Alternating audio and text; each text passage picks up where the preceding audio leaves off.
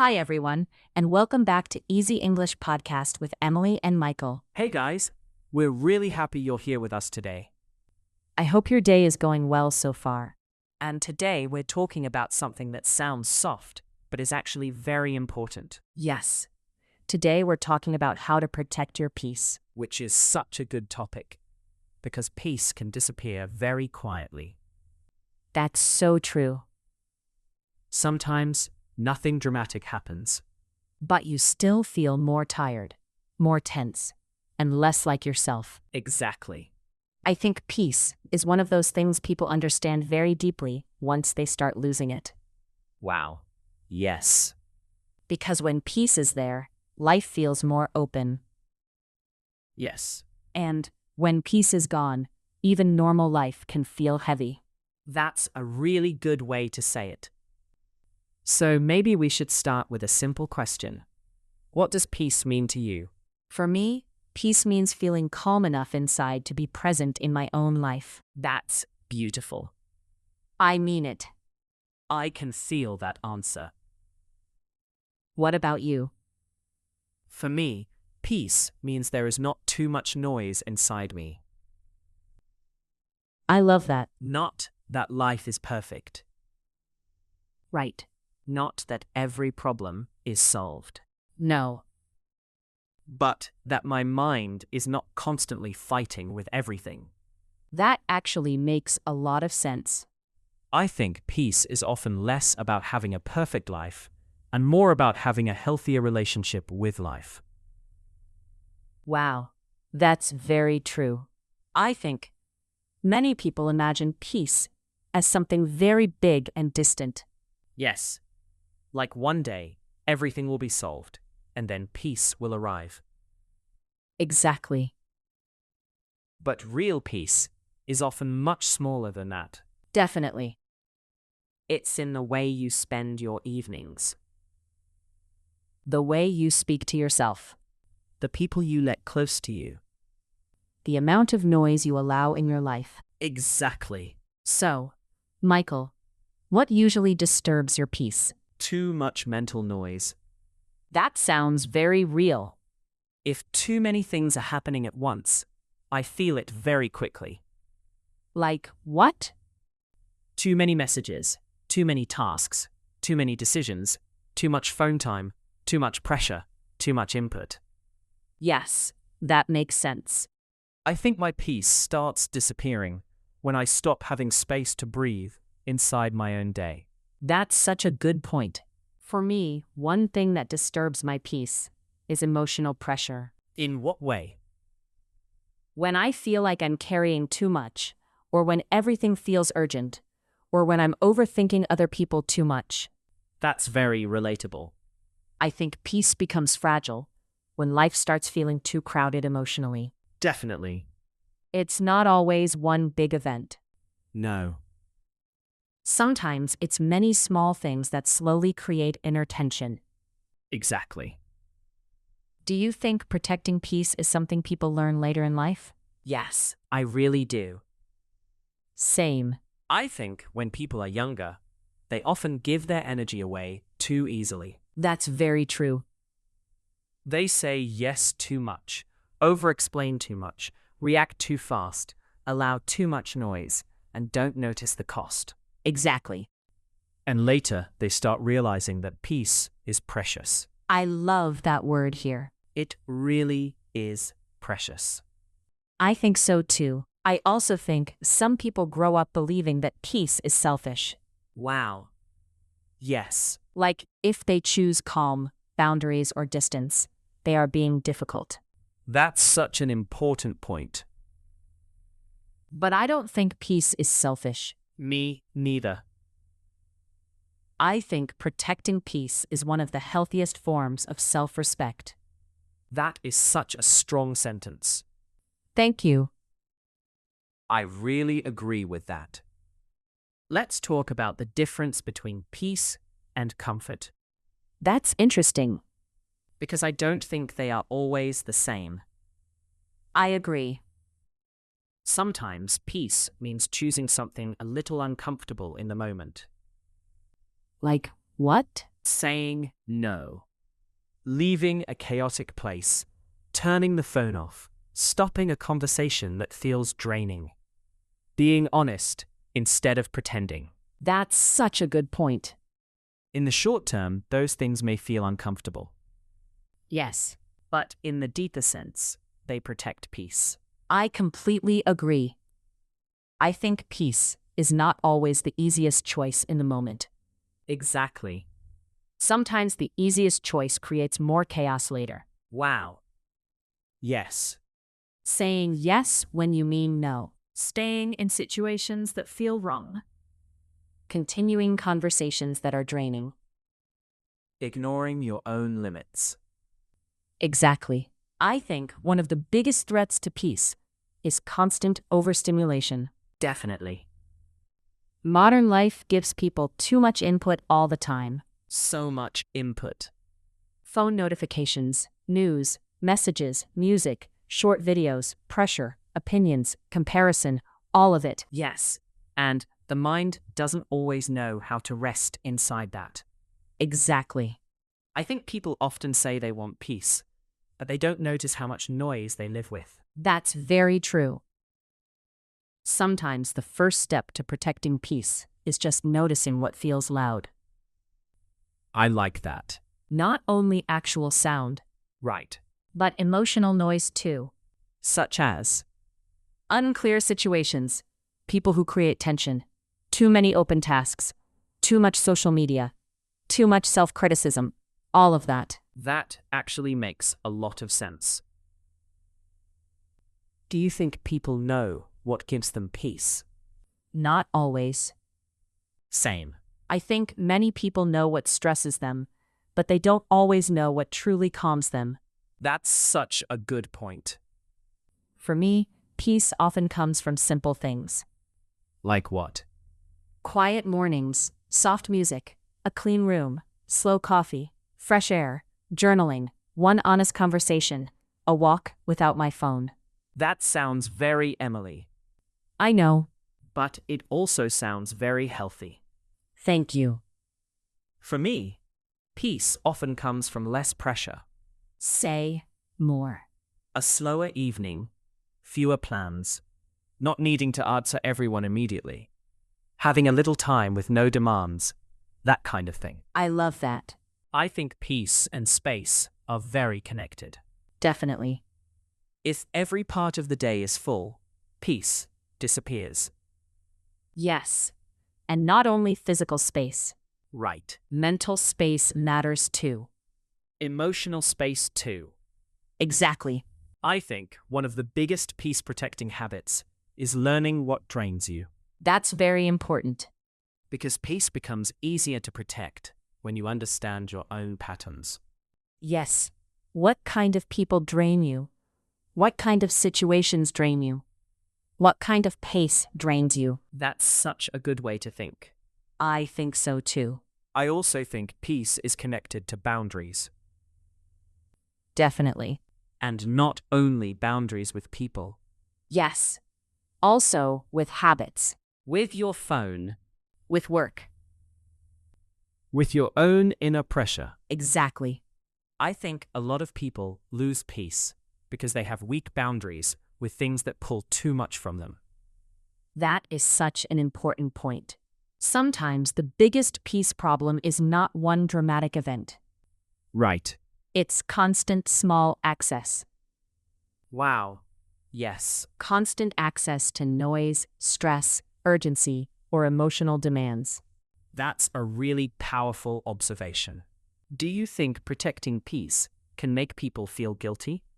Definitely. Me too. Especially if they are used to being very available. Yes. If someone is used to saying yes, replying fast, showing up for everything, and carrying too much, peace can feel unfamiliar. Exactly. And unfamiliar things can feel wrong at first. That's very true. I think some people feel guilty when they become quieter, Or when they need more space. or when they stop explaining themselves so much. Yes.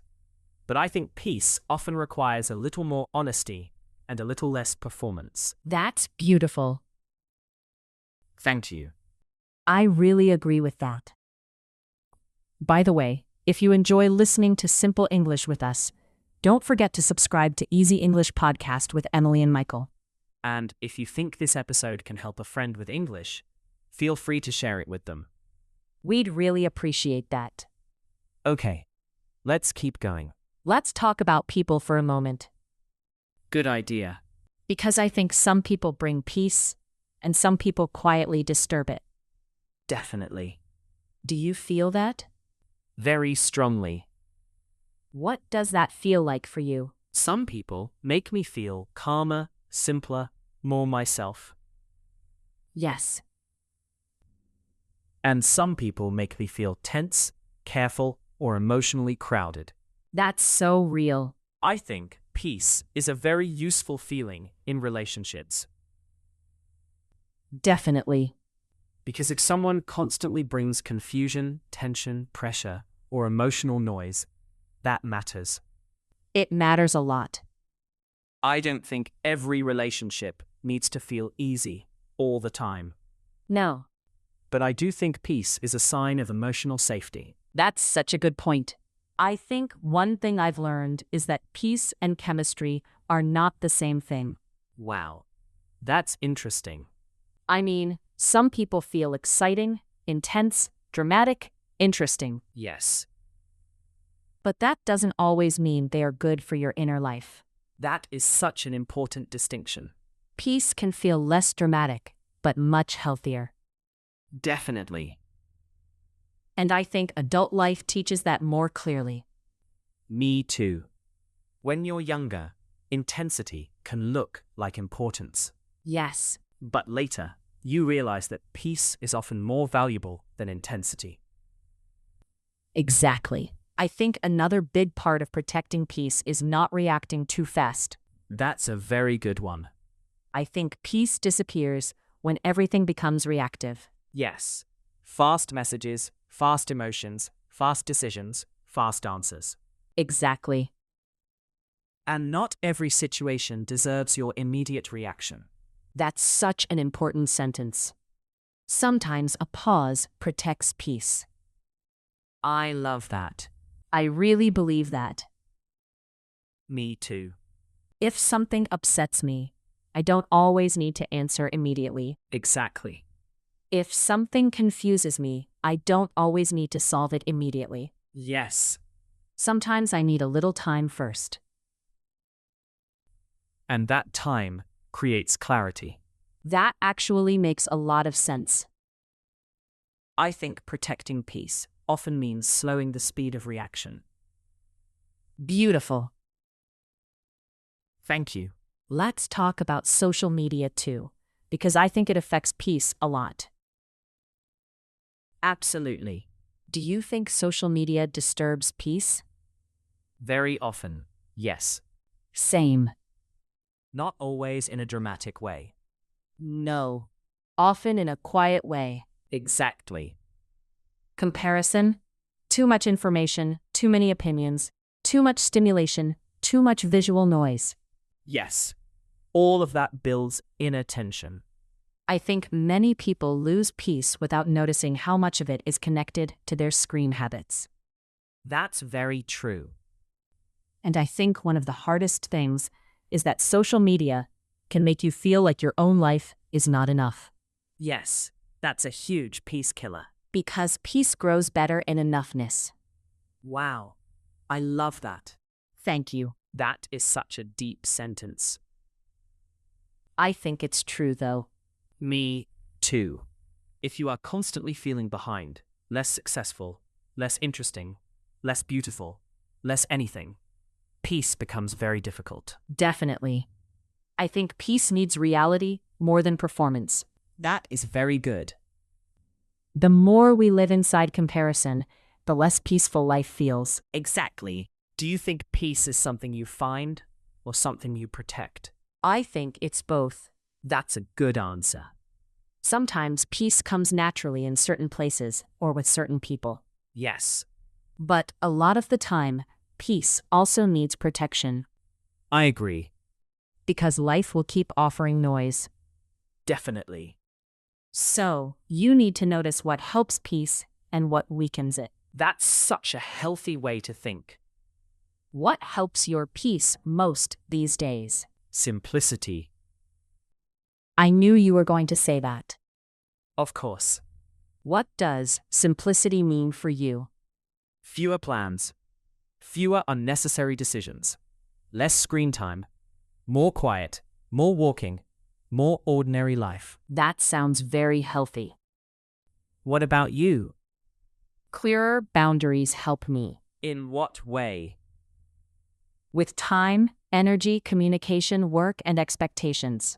That makes a lot of sense. If everything has access to me all the time, I lose peace very quickly. Yes. Too much access creates inattention. Exactly. I also think one underrated peace habit is making life a little more beautiful. I love that. Soft light, good music, a cleaner room, flowers, a nice cup, a calm space, all those things matter. Definitely. Peace is not only psychological, it's also sensory. Wow. Yes, what we see, hear, and feel around us matters a lot. That's such a strong point. So if someone listening says, I want more peace in my life, where should they start? I would say start by noticing what feels loud. That's very good. Not only sounds, also people, habits, thoughts, environments, routines, all of it. Yes, because peace often begins with awareness. Exactly. What would your second step be? Creating one small protected area. I like that. Like what? Maybe a phone-free morning, or a quieter evening, or one peaceful walk every day, or not answering messages immediately. That's a great answer. What would you say? I would say, stop waiting for peace to appear in perfect conditions. That's such an important one. Because perfect conditions may never come. Very true. Sometimes peace begins with one small choice inside an imperfect life. I love that. Like one deep breath, one boundary, one slower answer, one quiet walk, one softer evening. Exactly. I would also say this. Protecting peace is not about becoming cold or distant. Yes, that's important. It's about becoming more honest with what your mind and body actually need. That's beautiful. Thank you. So what's one thing you want to do this week to protect your peace? Less phone in the evening. That sounds very good.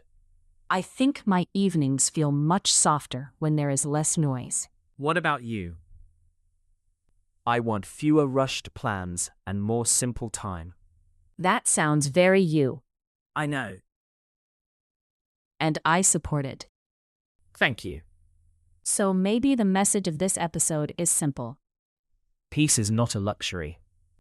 It's something real and valuable. It often grows through small choices, Small boundaries, small pauses, small honest decisions. and the courage to protect what helps you feel more like yourself. Exactly.